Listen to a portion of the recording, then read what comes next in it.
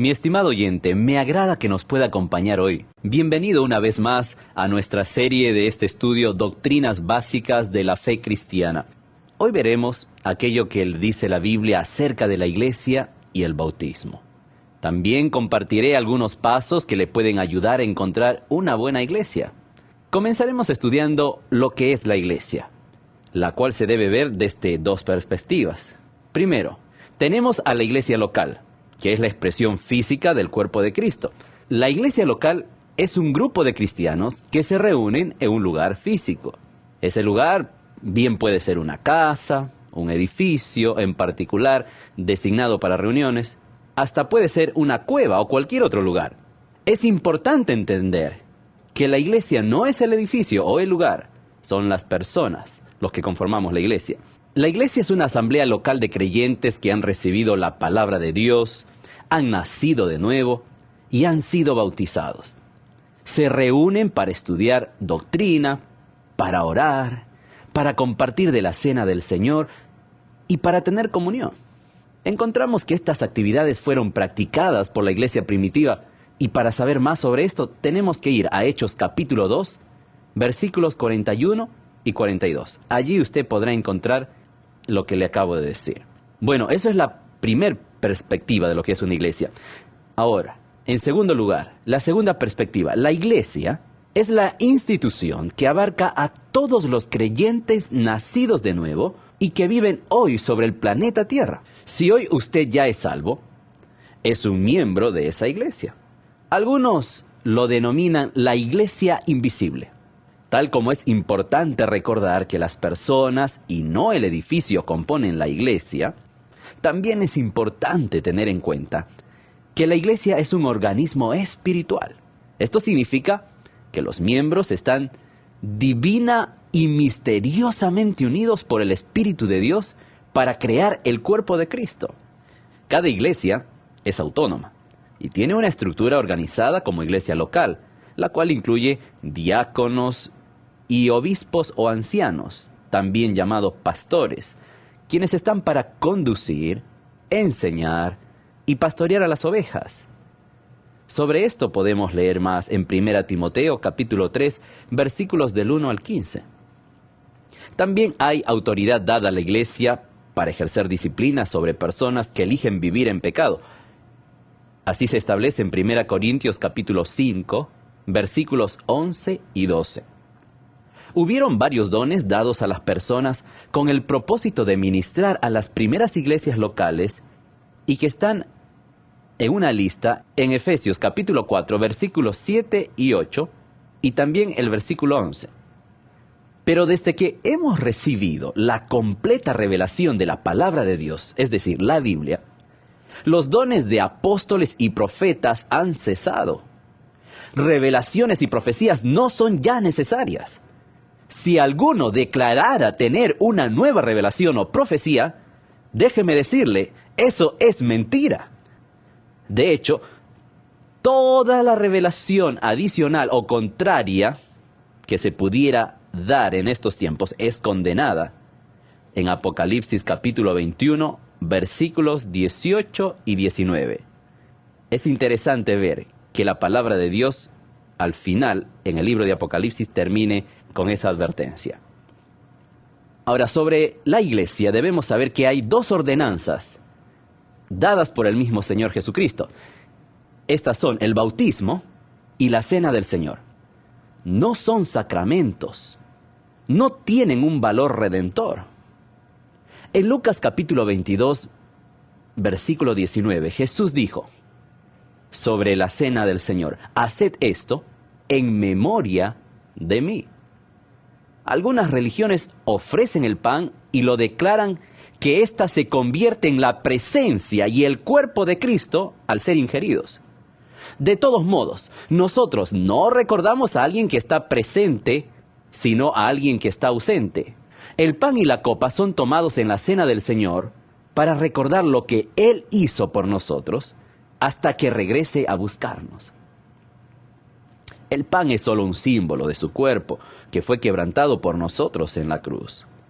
La copa también es un símbolo de su sangre. la cual Él derramó por nuestros pecados. Estas instrucciones para la cena del Señor se encuentran en 1 Corintios capítulo 11, versículos del 24 al 29, donde el apóstol Pablo hace mención a lo que el Señor Jesucristo dijera primeramente cuando Él mismo instituyó esta ordenanza. El bautismo es para mostrar que has llegado a ser un cristiano, y la cena del Señor es para recordar al Señor Jesús y lo que Él ha hecho por nosotros hasta que Él venga otra vez. Esto debe ser ejercitado solamente por los creyentes. Déjenme hablarles sobre un tema que es sepultados en el bautismo. Esto es para tratar sobre la segunda ordenanza que le acabo de mencionar. Dijimos que son 2 ordenanzas dadas por el Señor Jesucristo: la cena del Señor y el bautismo. Antes que el Señor Jesús ascienda al cielo, Él dio a sus discípulos la gran comisión. Esta la podemos leer en Mateo capítulo 28, versículos 19 y 20, donde el Señor Jesucristo dijo: Por tanto, id y haced discípulos a todas las naciones, bautizándolos en el nombre del Padre, y del Hijo, y del Espíritu Santo, enseñándoles que guarden todas las cosas que os he mandado. Y he aquí yo estoy con vosotros todos los días, hasta el fin del mundo. Amén. Fue el deseo del Señor Jesús que, como sus siervos, fuéramos por todo el mundo con el Evangelio, bautizando a aquellos que hubieran recibido el mensaje. El bautismo es una ordenanza instituida por el Señor mismo. Esto nos lleva a 2 preguntas. Primero, ¿cómo es que la ordenanza del bautismo se lleva a cabo? Segundo, ¿cuál es el significado del bautismo? Con el fin de encontrar una respuesta verdadera a la primera pregunta, vale decir, ¿cómo es que funciona esta ordenanza del bautismo? ¿Cómo se lleva a cabo? Necesitamos ir a Hechos capítulo 8, versículos del 26 al 39. Allí nos vamos a encontrar con un siervo, el siervo de la reina de Etiopía, que estaba viajando en un carro, y mientras viajaba, él iba leyendo el libro de Isaías, el capítulo 53. Este hombre era un sincero buscador de la verdad, y por eso Dios instruyó a su siervo Felipe para que hablara con él. Felipe le dijo al siervo etíope cómo el Señor Jesús había muerto en el Calvario para que los pecadores pudiesen ser salvados. En ese momento, tras la explicación del Evangelio por parte de Felipe, el viajero creyó en el Señor Jesucristo. Inmediatamente, éste le pregunta a Felipe si podía ser bautizado. Puesto que el hombre ciertamente había creído en Cristo, Felipe estuvo de acuerdo en bautizarlo. Por lo tanto, detuvieron el carro cerca de un lugar donde había muchas aguas. Ahora observe cuidadosamente los versículos 38 y 39, allí en el capítulo 8 del libro de Hechos. La palabra de Dios dice: y mandó parar el carro, y descendieron ambos al agua, Felipe y el eunuco, y le bautizó. Cuando subieron del agua, el Espíritu del Señor arrebató a Felipe, y el eunuco no le vio más, y siguió gozoso su camino. Ahora, ¿cuál es el verdadero significado de esta ceremonia, la cual se llevó a cabo de una manera tan simple, un camino desértico hacia el sur de Jerusalén, muchos años atrás, y la cual continúa siendo la práctica en el día de hoy por las iglesias biblicistas? Primero que todo, el bautismo es un acto de obediencia a la expresada voluntad del Señor Jesús en Mateo 28:19, cuando Él da la gran comisión. Él mismo mandó que a los que creyesen se les bautizase. Por lo tanto, el bautismo es simplemente un acto de obediencia a aquello que fue la voluntad del Señor Jesús. Primera de Pedro capítulo 3, versículo 2, nos enseña que el propósito del bautismo no es quitar las inmundicias de la carne, sino más bien dar al cristiano una buena conciencia hacia Dios, sabiendo que ha obedecido la voluntad del Señor. Hechos capítulo 18, versículo 8, nos muestra que solamente aquellos que han oído y creído son ellos los que deben ser bautizados. En segundo lugar, Romanos capítulo 6, versículos del 3 al 5, enseña que el bautismo es un símbolo o un cuadro de una verdad espiritual. Déjeme explicarle cómo es esto. En primer lugar, el agua es un cuadro de juicio y muerte. En segundo lugar, cuando Cristo murió, Él fue bajo las aguas del juicio y de la muerte para quitar nuestros pecados. Puesto que Cristo murió como sustituto por el creyente, eso dice Hebreos 9:26. Es igualmente cierto que el creyente murió con el Señor Jesús. En otras palabras, cuando Cristo murió, yo morí. Cuando Él fue sepultado, yo fui sepultado. Cuando Él resucitó, yo resucité. El cristiano ha muerto al pecado, al mundo y al yo. Él ha muerto a todo lo que era por naturaleza, y desde ahora en adelante Dios no le ve más en sus pecados, sino que lo ve en Cristo, resucitado de los muertos y poseyendo la vida de resurrección de Cristo. Esta verdad, que le acabo de explicar todo este cuadro, está resumido en el versículo 20 del capítulo 2 de Gálatas, donde Pablo dice que él ha sido juntamente crucificado con Cristo y lo que ahora vive, ya no lo vive en la carne, sino en la fe del Hijo de Dios. Por eso, cuando un cristiano es bautizado, está haciendo una confesión pública de que ha tomado su lugar con Cristo en la muerte y sepultura, y que buscará mostrar a todos que ahora tiene una nueva vida en Cristo. Colosenses capítulo 2, versículo 12, y también Colosenses capítulo 3, versículos 1 y 2 nos enseña esto. Hay otro aspecto del bautismo que no se debe confundir con el bautismo de agua. La persona bautizada es aquella que no solo ha sido bautizada en agua, literalmente dicho, en agua, sino que su vida muestra que la carne o la vieja naturaleza ha sido puesta en el lugar de la muerte. El bautismo debe ser una cuestión del corazón, así como una profesión de fe externa. En los primeros días de la iglesia, cuando un creyente era bautizado, frecuentemente era perseguido y asesinado a corto plazo. Aún hoy, en tierras paganas, el bautismo puede ser la señal para el principio de una terrible persecución. En muchos países, un creyente sería tolerado mientras confiese a Cristo solamente con sus labios. Pero cuando confiesa públicamente a Cristo por el acto del bautismo, los enemigos de la cruz abrirán batalla contra él. ¿Qué es lo que hace la diferencia? El bautismo. Cualquiera sea el costo, cada uno que es bautizado disfruta la misma experiencia que el etíope disfrutó. Allí en Hechos capítulo 8, versículo 39, se escribe de este etíope diciendo que siguió gozoso su camino. Y esa debería ser la experiencia de todo aquel que es bautizado. Y esa es la experiencia que Satanás quiere que muchos de nosotros, habiendo recibido a Cristo, no la podamos experimentar. Espero que usted no sea un creyente que deja que pasen los años sin tomar la decisión de obedecer a Cristo en esta ordenanza del bautismo. Si todavía no lo ha hecho, le animo a pensar un poco más sobre este asunto. Entremos en un tema que espero nos sea bastante útil. Hay muchos que reciben a Cristo y desean comenzar su vida cristiana en comunión con otros creyentes y saben que deben asistir a una iglesia, pero tal vez no saben qué es lo que deberían considerar, qué parámetros usar para integrarse a una buena iglesia. ¿Cómo puede saber un cristiano en qué iglesia congregarse? A manera de introducción sobre este tema, dejemos establecido que una persona es unida a la verdadera iglesia en el mismo momento de su conversión. No necesita usted hacer nada para tratar de integrarse a la verdadera iglesia. Es el Espíritu Santo quien lo coloca a usted dentro de la verdadera iglesia cuando usted recibe a Cristo. Esta iglesia está conformada de cada creyente en el Señor Jesucristo, sin importar la raza, color o cultura.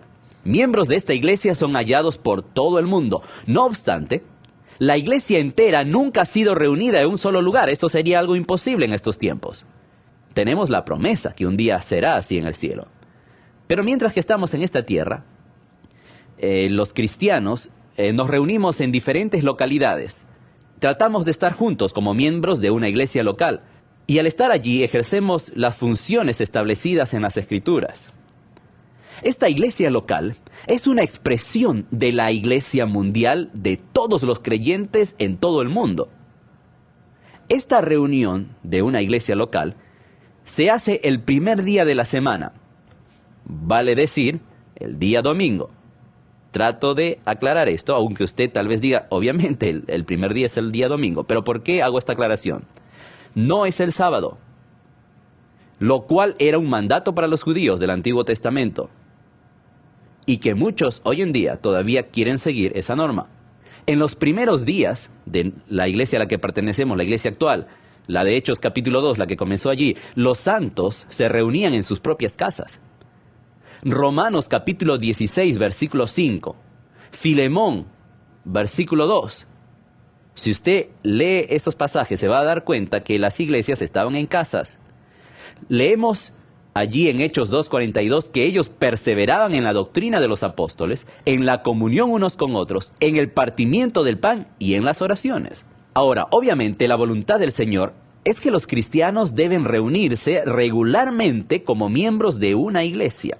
Hebreos capítulo 10, versículo 25, contiene una advertencia muy seria si uno abandona esto. Dice allí Hebreos 10:25, no dejando de congregarnos como algunos tienen por costumbre.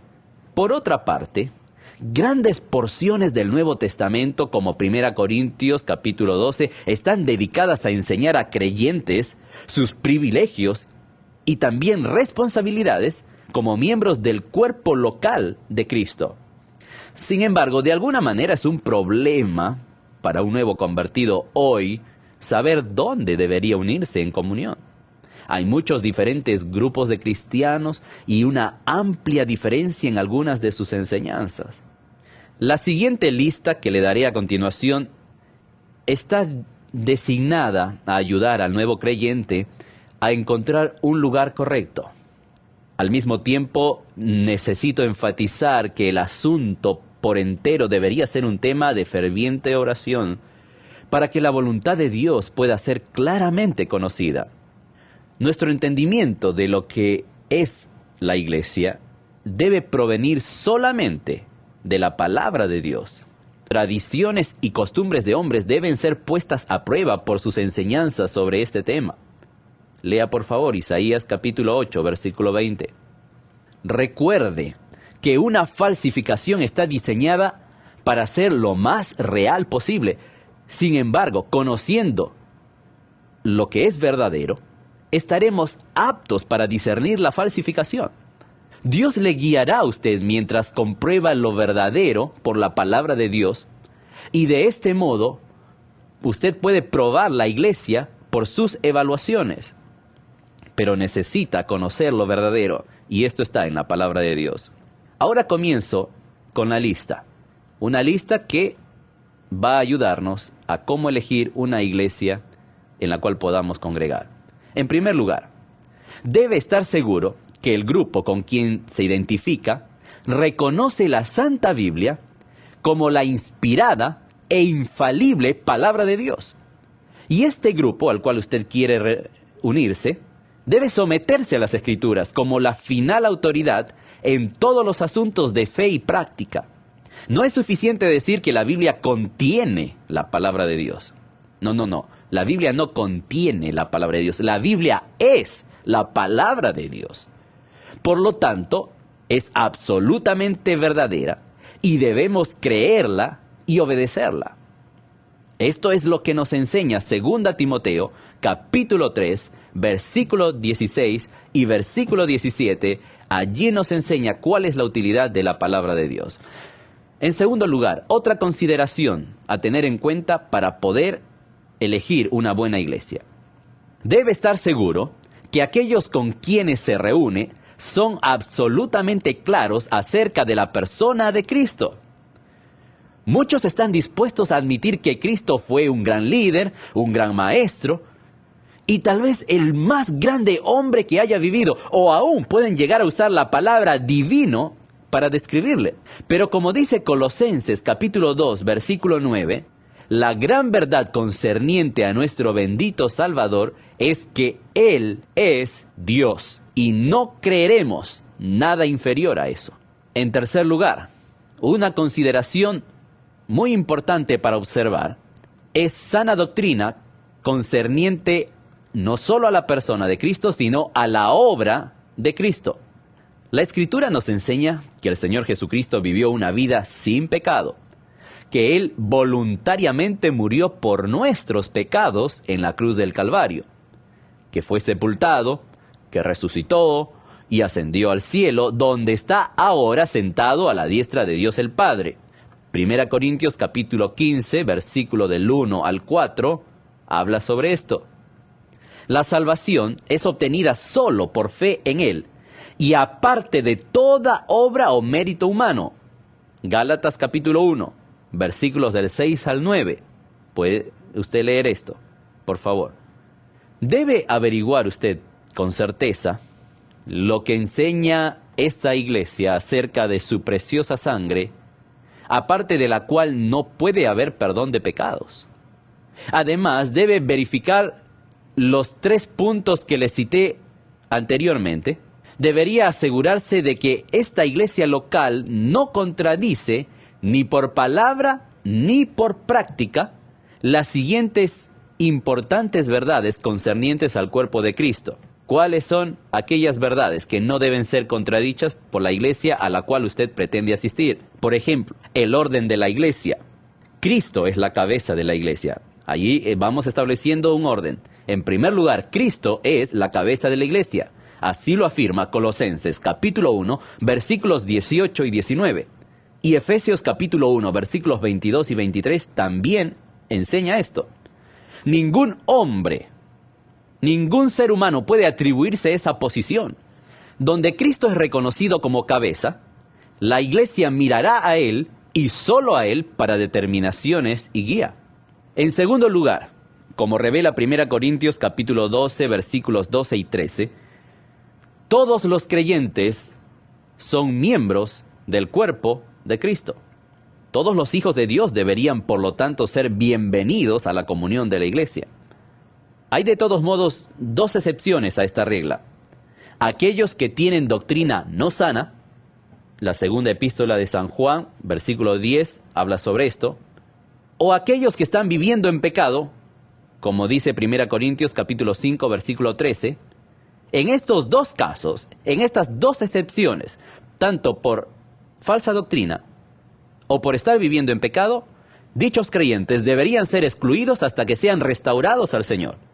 Ningún no creyente debería ser recibido a sabiendas en la comunión de la iglesia. En tercer lugar, 1 de Pedro capítulo 2, versículos del 5 al 9, nos muestran que todos los creyentes son sacerdotes. En el Nuevo Testamento no hay distinciones entre el sacerdote y el pueblo, o entre los sacerdotes y el pueblo.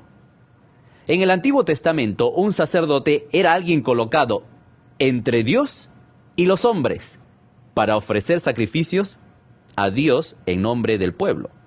Sin embargo, Marcos capítulo 15, versículos del 27 al 38, dice, ante la muerte de Cristo, que el velo del templo fue roto, mostrando que ahora cada cristiano tiene acceso directo a Dios en cualquier momento del día y desde cualquier lugar donde se encuentre. Todos hemos llegado a ser sacerdotes delante de Él, como dice Apocalipsis capítulo 1, versículos 5 y 6. Todos los cristianos pueden ahora entrar por fe a la presencia de Dios, brindando sacrificios de alabanza, adoración y servicio. En los primeros días de la iglesia, todos los miembros eran estudiantes de la palabra. Todos eran ganadores de almas. Todos estaban ocupados para Dios. Eso mismo debería caracterizar a la iglesia hoy. Otro orden que debe haber en la iglesia, en cuarto lugar, es que la autoridad del Espíritu Santo debería ser reconocida, ya sea en la adoración o en el servicio, en el ministerio o en la disciplina. Debería haber libertad para que el Espíritu Santo dirija a través de las Escrituras que Él mismo inspiró. Su guía y autoridad no deberían ser limitados por ceremonias de hombres u organización humana. Si quieres saber más sobre esto, le invito a leer 2 Corintios, capítulo 3, versículo 17, y Efesios capítulo 4, versículo 3. Resumiendo entonces, un nuevo creyente debería tener comunión con aquellos que reconocen la Biblia como su única guía, con quienes tienen un sano concepto de la persona y obra de Cristo, y buscan asumir las enseñanzas del Nuevo Testamento con respecto a la Iglesia y sus funciones. Aunque esta guía que le acabo de dar no cubre en todos los aspectos que tal vez usted enfrentará al buscar una iglesia, le ayudará mucho a discernir si usted logra conocer a la iglesia un poco más de cerca. Nuevamente, dependencia mediante la oración en la guía del Señor es la clave en el proceso de elegir una iglesia. No lo haga, por favor, de otra manera. Espero que este breve estudio de la iglesia y el bautismo le haya ayudado. Nuestra meta es ayudarle para que comprenda la función que usted tiene en la iglesia y su función en la vida cristiana. Al finalizar esta lección y ya acercándonos a nuestra cuarta lección, no me gustaría terminar sin llamarle a la reflexión sobre estos dos temas, el bautismo y la búsqueda de una buena iglesia. Si no se ha bautizado, como le dije hace un momento, y usted ya es un creyente que tal vez tiene muchos años en la vida cristiana, no va a encontrar el verdadero sentido de la vida cristiana hasta que usted no obedezca en este paso del bautismo. Si usted, por otro lado, es un creyente que me escucha, que tal vez recibió a Cristo por algún otro medio y nunca asistió a una iglesia y está en esa búsqueda, le animo a acercarse al Señor en oración y, bajo su dependencia, tomar el primer paso de iniciativa y comenzar a buscar una iglesia. No se quede en casa solo cuando Dios le da la oportunidad de pertenecer a una gran familia. Vaya a una iglesia. Los demás miembros de su familia le están esperando. Nos encontramos en nuestra siguiente lección. Dios le bendiga.